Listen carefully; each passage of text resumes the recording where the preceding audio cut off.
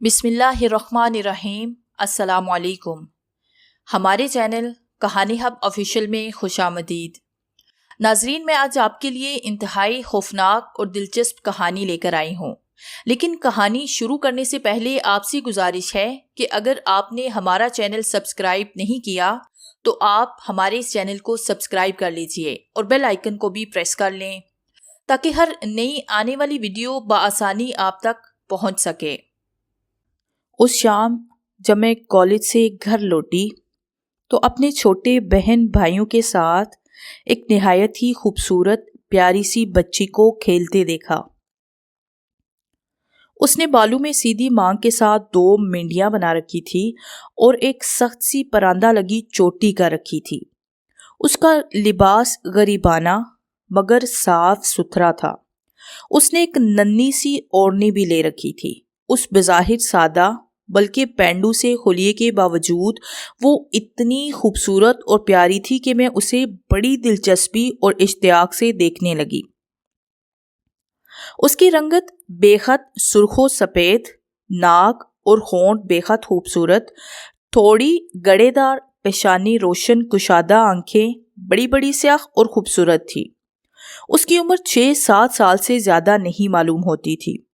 ایسی کم عمری میں اتنی خوبصورتی اور دلکشی واقعی حیران کن تھی۔ جب وہ ہنستی تھی تو اس کے دانت بھی موتیوں کی لڑی سی دکھا جاتے۔ یہ بچی پچھلے کوارٹر میں نئے آنے والے نائک کی بیٹی ہے۔ والدہ نے میری دلچسپی دیکھتے ہوئے مجھے اطلاع پہنچائی۔ کتنی خوبصورت بچی ہے، لگتا ہے اس کی ماں بھی بے حد خوبصورت ہوگی۔ میں نے کہا، شاید یہ لوگ نئے نئے آئے ہیں اس لیے ابھی ان کی کسی سے واقفیت نہیں، لیکن لگتا ہے کہ یہ کسی گاؤں کے رہنے والے ہوں گے۔ والدہ نے خیال ظاہر کیا۔ گڑیا، ذرا یہاں آؤ۔ میں نے اس بچی کو اپنے پاس بلایا۔ وہ جھجکتی شرماتی میرے پاس چلی آئی۔ گڑیا، تمہارا نام کیا ہے؟ میں نے پیار سے پوچھا۔ عفت، اس نے شرمیلی مسکراہٹ کے ساتھ جواب دیا۔ میرے مزید پوچھنے پر اس نے بتایا کہ وہ لوگ گجرانوالہ چھاؤنی سے ٹرانسفر ہو کر کوئٹہ پہنچے تھے۔ وہ ٹیکسلا کے رہنے والے تھے۔ وہیں ان کے دادا کا بڑا سا مکان تھا، ان کی زمینیں تھیں، بہت سی گائیں، بھینسیں، بکریاں تھیں۔ چچا اور پھوپھیاں بھی وہیں رہتے تھے۔ اس نے مجھے بتایا کہ اس کا صرف ایک چھوٹا بھائی تھا جو کہ 2 سال کا تھا۔ گڑیا، تمہاری امی بہت خوبصورت ہوں گی۔ میں نے اپنے ذہن میں کافی دیر سے مچلتا سوال کر ہی ڈالا۔ جی، وہ ہکلا کر رہ گئی، گویا اسے کوئی واضح جواب دینے میں ہچکچاہٹ تھی۔ بیٹی، تم اپنی امی کو کہنا کہ ہمارے گھر میں آئیں، والدہ نے اسے تاکید کی۔ جی، اچھا، ٹھیک ہے۔ اس نے اس بات میں سر ہلایا۔ اس کے جانے کے بعد والدہ میری طرف مڑی۔ اب دیکھیں گے کہ اس کی ماں کتنی خوبصورت ہے۔ یہ دیہاتی عورتیں ہر چیز خالص کھاتی پیتی ہیں، اس لیے سرخ و سفید اور صحت مند ہوتی ہیں۔ لیکن چند دنوں کے بعد جب عفت کی ماں ہم سے ملنے آئی تو اسے دیکھ کر ہمیں بے حد مایوسی ہوئی۔ وہ گہرے سانولے رنگ اور موٹے نقوش والی فربا اندام سی دیہاتی وضع قطع کی عورت تھی جس نے سفید ٹوپی والا برقع پہن رکھا تھا۔ ہم نے اپنی مایوسی بلکہ کبیدگی کو چھپاتے ہوئے بڑی خندہ پیشانی سے اس کا استقبال کیا۔ اس کی اچھی خاصی خاطر تواضع کی۔ وہ دیہاتن ضرور تھی لیکن اس کے رکھ رکھاؤ بات چیت میں بڑی شائستگی تھی۔ اس نے بتایا کہ اس نے 5 جماعتیں پڑھ رکھی ہیں۔ اس کا خاوند، جس کا نام رمضان علی تھا، اس کا خالہ زاد بھائی تھا۔ وہ بڑا اچھا انسان تھا، اس کا بے حد خیال رکھتا تھا اور اپنے بچوں سے بھی بے حد محبت کرتا تھا۔ والدہ نے اس سے باتوں باتوں میں پوچھ ڈالا کہ اس کی بیٹی عفت بے حد خوبصورت تھی، اس کی کیا وجہ ہے؟ کیا وہ اپنی کسی خالہ یا پھوپھی پر گئی ہے؟ اس پر وہ بے ساختہ ہنس دی۔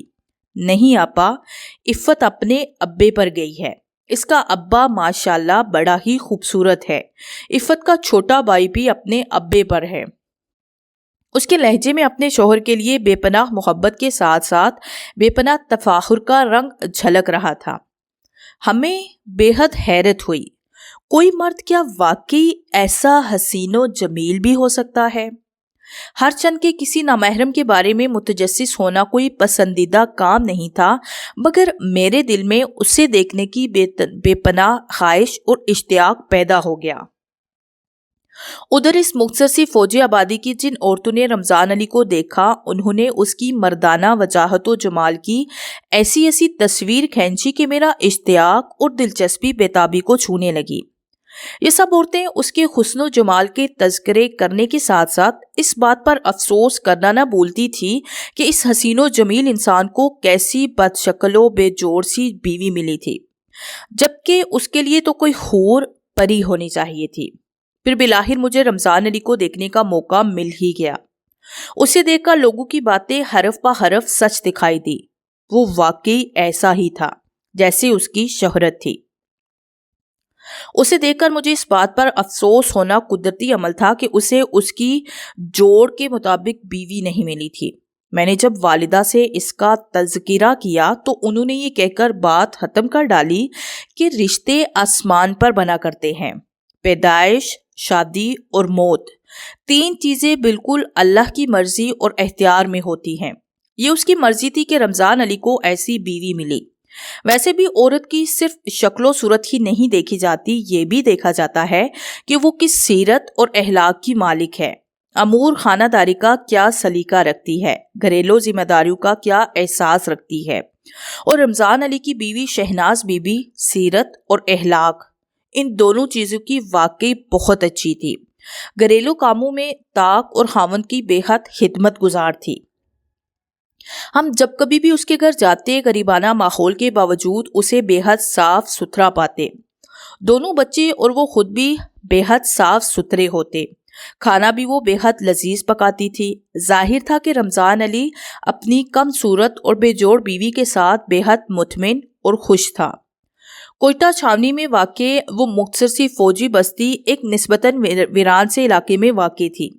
اس بستی میں ایک طرف نچلے درجے کے فوجی عہدیداروں کے ہٹ نما کوارٹر تھے تو دوسری طرف اعلیٰ فوجی عہدیدار، ان کے بڑے بڑے شاندار بنگلے۔ ان دونوں حصوں کو ایک پتلی سڑک جدا کرتی تھی۔ ان دونوں بستیوں کے مکین ایک دوسرے سے کوئی میل جول نہ رکھتے تھے۔ شاید اس کی وجہ افسر و ماتحت کا رشتہ تھا یا طبقاتی فرق۔ وقت گزرتا گیا۔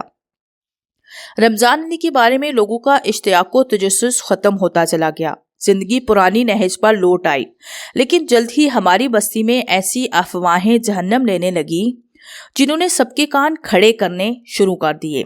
سڑک پار بڑے بڑے بنگلوں کی بستی میں مقیم ایک بریگیڈیئر صاحب جو چند ماہ ہوئے کراچی سے ٹرانسفر ہو کر کوئٹہ پہنچے تھے، ان کی حسین، ترادار اور نہایت فیشنیبل اور آزاد خیال، آزادی پسند صاحبزادی رمضان علی کی طرف ملتفت ہو گئی اور اس پر بڑی مہربانیاں کرنے لگی۔ بریگیڈیئر صاحب کے بارے میں ہمیں اتنا معلوم ہو سکا کہ ان کا تعلق انتہائی امیر کبیر زمیندار گھرانے سے تھا۔ ان کی تقریباً ہر بڑے شہر میں وسیع جائیدادیں موجود تھیں۔ ان کے دو بڑے بیٹے اپنے بیوی بچوں کے ساتھ امریکہ میں رہتے تھے۔ ایک بیٹا انگلینڈ میں پڑھ رہا تھا۔ ان کی صرف ایک ہی صاحبزادی تھی جس کا نام ماہین تھا، جو کراچی کے اعلیٰ تعلیمی ادارے کے ہاسٹل میں رہ کر تعلیم حاصل کر رہی تھی اور اب گریجویشن کے بعد گھر آئی تھی۔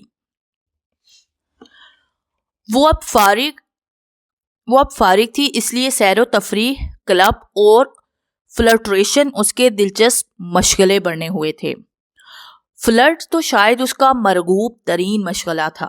وہ ہمیں اکثر اپنی کار میں کسی نہ کسی ہیرو ٹائپ لڑکی کے ساتھ بیٹھی دکھائی دیتی تھی۔ اس کی ایسی فطرت کو دیکھتے ہوئے یہ ممکن تھا کہ اس نے رمضان علی کو دیکھ لیا ہو اور اس کی بے پناہ مردانہ وجاہت سے متاثر ہو کر اس کی طرف راغب ہو گئی ہو۔ لہٰذا ہمیں جو باتیں معلوم ہوئی وہ یہ تھی کہ اس نے نہ صرف رمضان علی کو اپنے گھر بلانا شروع کر دیا تھا بلکہ اسے تحائف سے بھی نوازنا شروع کر دیا تھا۔ بریگیڈیئر صاحب کی اس دختر اور رمضان علی میں تعلقات کیونکہ استوار ہوئے، آج یہ بات محلے والوں کو بریگیڈیئر صاحب کے عدلی کی بیوی زینب بی بی کی زبانی معلوم ہوئی۔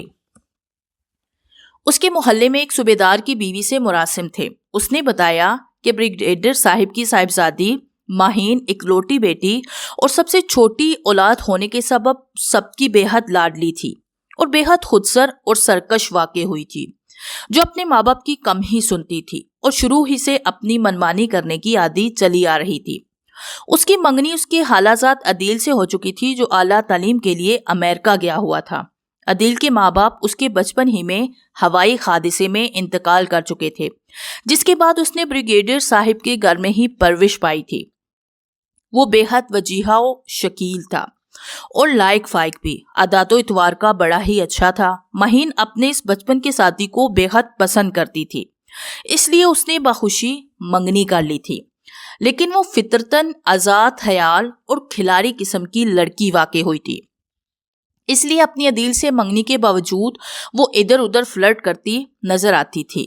اس کے ساتھی آئے دن بدلتے رہتے تھے۔ کراچی میں بھی وہ اپنے ایسے ہی مختصر المدتی دوستوں کی بڑی تعداد چھوڑ آئی تھی۔ اب یہاں کوئٹہ میں بھی اس کا یہی مشغلہ تھا۔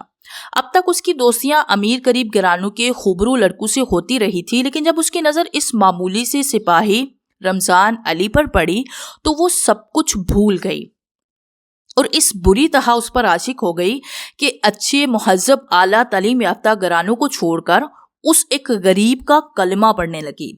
بریگیڈیئر صاحب کے بنگلے سے رمضان علی کا کوارٹر نزدیک ہی تھا، اس لیے وہ بہانے سے اپنا اردلی بھیج کر اسے اپنے بنگلے پر بلواتی، اس کی شاندار توازے کرتی، گھنٹوں اس کے ساتھ باتیں کرتی رہتی، اس کے ساتھ لمبی لمبی سیریں کرتی، پھر اس نے اسے تحائف بھی دینا شروع کر دیے۔ رمضان علی دیہاتی قسم کا سیدھا سادہ سا بندہ تھا۔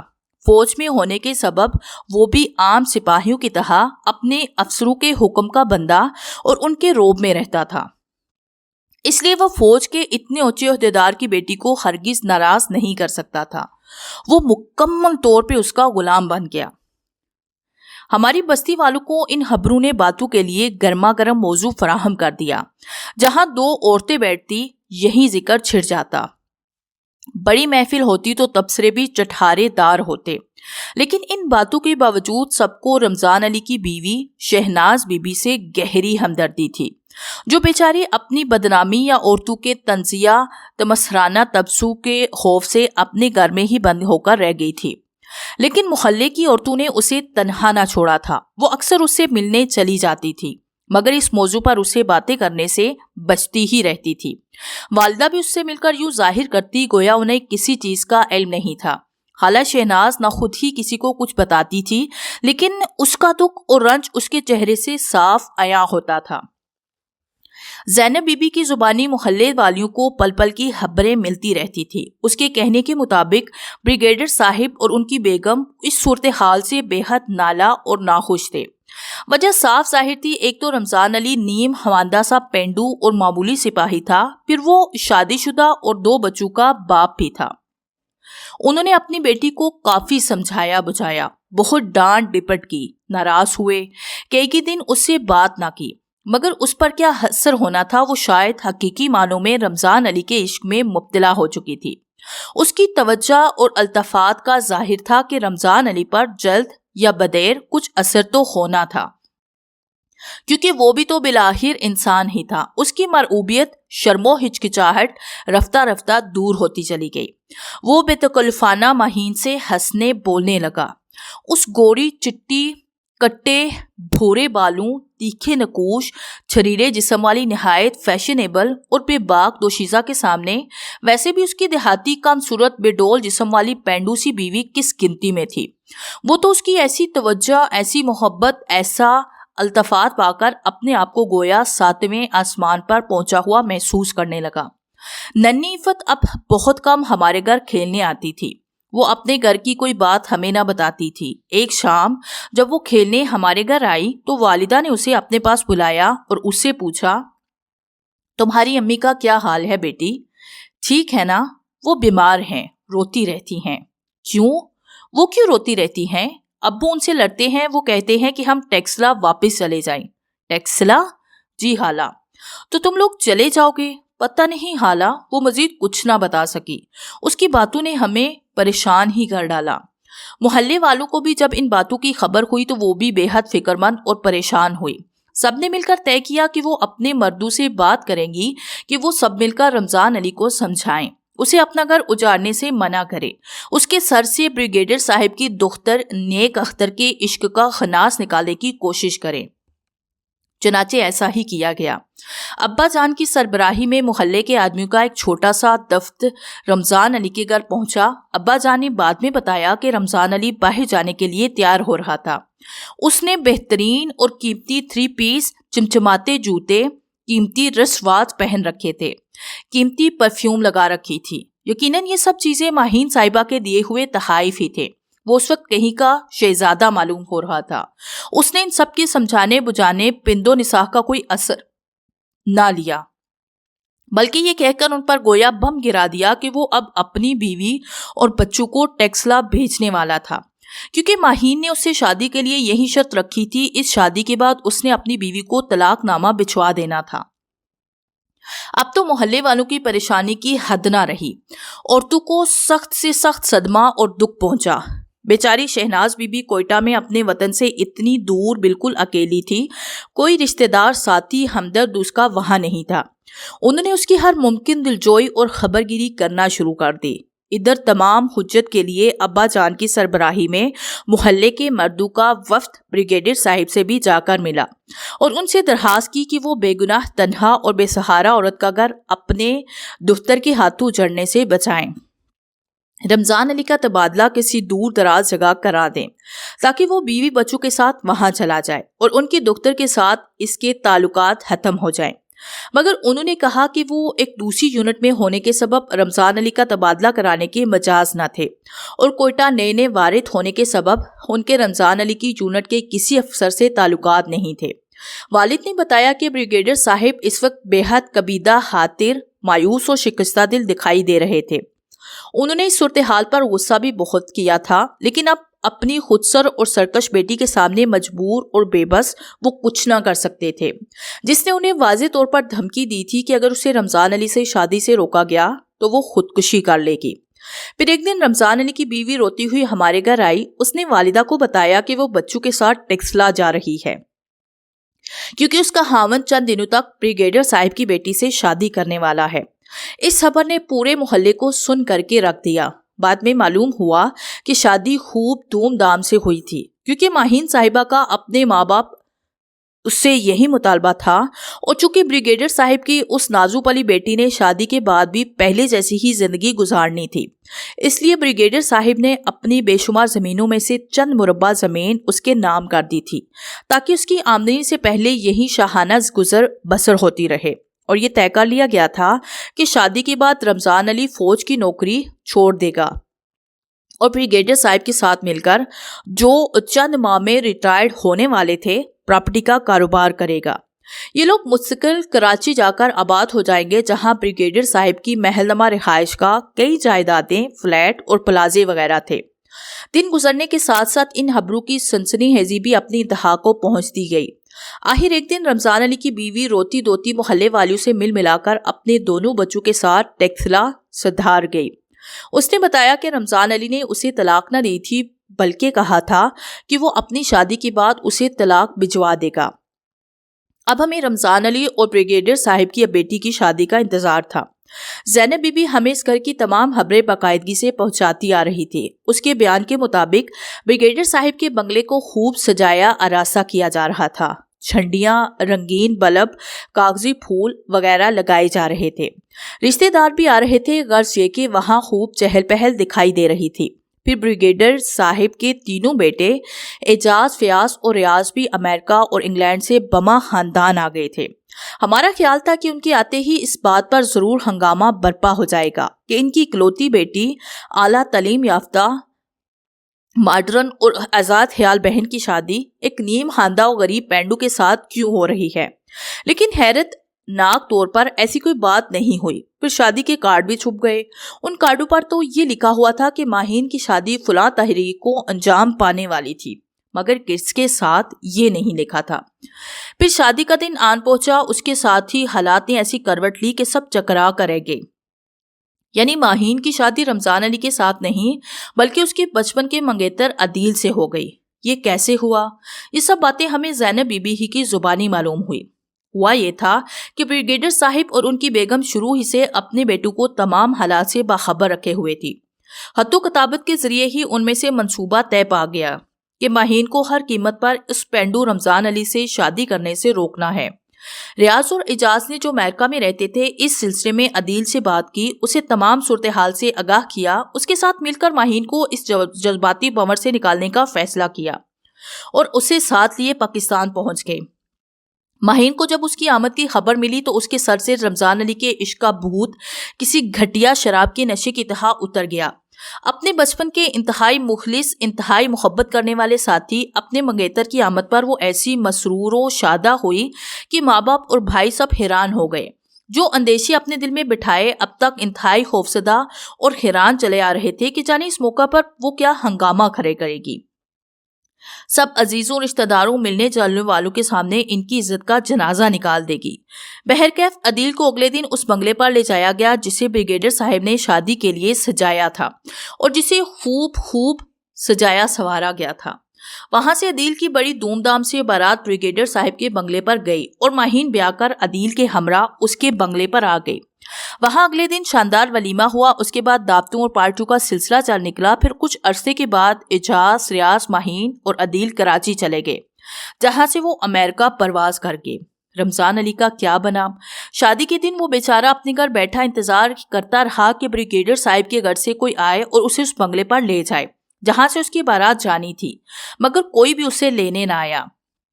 اس نے شاید چھپ چھپاتے باہر نکل کر سب کچھ معلوم کر لیا تھا، اس لیے وہ خاموشی سے اپنے گھر میں بند ہو کر بیٹھا رہا۔ پھر ایک دن محلے والوں نے اس کے دروازے کو تالا لگا ہوا دیکھا۔